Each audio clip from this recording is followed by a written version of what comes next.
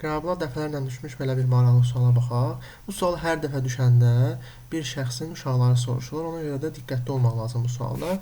Bu sualda bizə 4 dost verir və onların uşaqları deyir ki, birlikdə istirahətə gediblər. Mən də vaxt getməsin deyə onları qabaqcadan cədvəldə qeyd etmişəm. İndi isə gələk şərti oxuyaq. Nədir sualda? Sualda ilk öncə nə deyir? Deyir ki, Vüqar qardaşı Zaura dedi, gəl, Yunus əminin oğlu ilə balıq tutmağa gedək. Burada nəticə nə çıxır? Deməli, Vüqarla Zaur ilk növbədə qardaşdır, düzdürmü?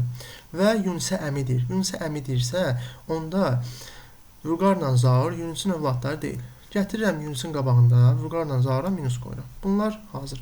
Sonra buradan başqa nə nəticə çıxır? Bizdə şərtdə nədir? Birinin deyir ki, bir qızı var, digərinin 2 qızı, üçüncünün 3 oğlu, dördüncüsü 1 oğlu və 1 qızı var. Əgər Vüqarla Zaur qardaşdırlarsa, onlar mütləqdir ki, bu 3 oğlu olan şəxsin övladlarıdır. Düzdürmü? Ancaq onun övladları ola bilər. Yaxşı.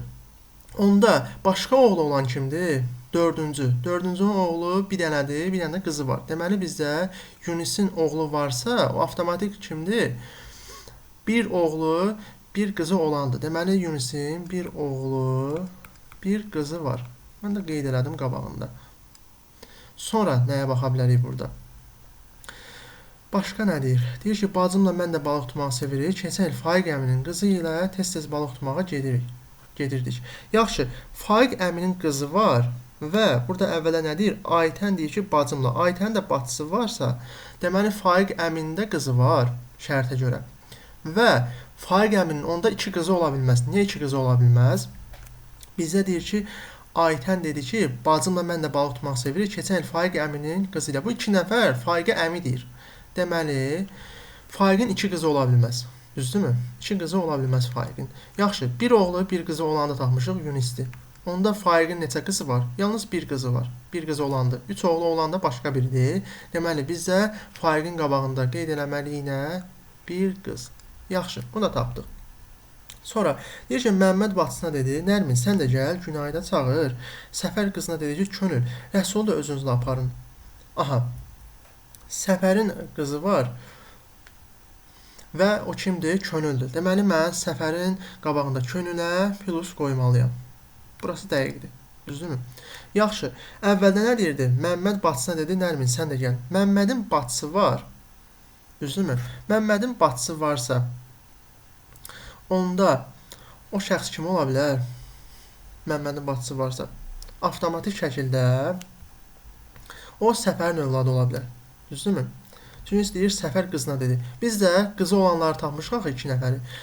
Deməli, qızı olanlar kimlər idi? Bir qızı olan Faiqdir, bir oğlan, bir qızı olan Yunusdir. Fikir verək. Bir qızı olan tapılıb, bir oğlan, bir qızı olan da tapılıb 4-cü şəxs. Bir dənə bizdə kim qalıb? 2 qızı olan. Deməli, bizdə Səfərin də qızı varsa, avtomatik 2 qızı olan kimdir? Səfərdir. Və Tofiqə də avtomatik nə qalır? 3 oğlan. Bunu da qeyd elədik. Yaxşı. Və şərtə bir də qayıtsaq, bizə nə deyirdi şərtdə? Məmməd bacısına dedi, Nərmin sən də gəl. Məmmədlə Nərmin bacı qardaşsa, deməli o Yunusun övladlarıdır onlar, düzdürmü? Ona görə Məmməddə plus qoyuram Yunusə, bir də kim idi? Nərminə. Nərminə də plus qoyuram. Avtomatik biz Yunusun övladlarını tapmış olduq.